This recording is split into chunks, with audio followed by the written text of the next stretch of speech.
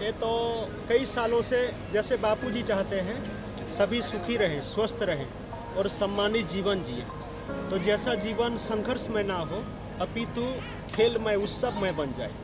तो इसीलिए हमारी संस्कृति में एक के बाद एक पावन उत्सव आते रहते हैं। तो उसी उत्सवों को गरीबों के साथ सभी जन नर नारियों के साथ बापूजी और बापूजी के मार्गदर्शन से साधक लोग जा करे मनाते हैं। जैसे अभी दीपावली के शुभ अवसर पर कार्तिक माह के धार्मिक माह में लोगों को धर्म कार्य में लगे, उसी लिए और कहते हैं भगवान का प्रसाद खाकर जीवन धन्य हो। और उनकी जो उपयोगी सामग्री कंबल हो जैसे सब बापूजी के मार्गदर्शन से सेवा कई राज्यों में देश विदेशों में चलती रहती है कई सालों से। हमने सुना है 17 साल हुआ है बापूजी का प्रोग्राम हो रहा है और हर दीपावली को सूरत से भी आदमी आते हैं। भंडारा जो हो रहा है इसका क्या समिति की तरफ से हो रहा है? जी जी सही बात है।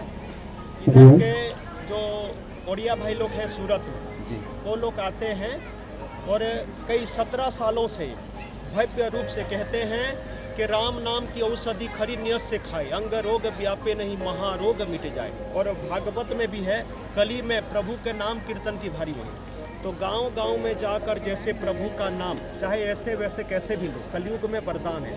तो गांव गांव में सरल सहज रूप में मतलब प्रशासन की जो भी नियम है सरकार की वो दृष्टि में रखकर उसी अनुरूप गांव गांव में जाकर लोगों को प्रभु का नाम सुनाते हैं। और जहाँ जो ज़रूरतमंद हैं उनको सामग्रियाँ वितरण होती है, भंडारा भोजन प्रसादी। ये 17 सालों से चल रहा है समितियों के द्वारा ही। जी क्या है ना, जो भी है सरकार का नियम है तो मानना तो सबके लिए बिल्कुल ज़रूरी है।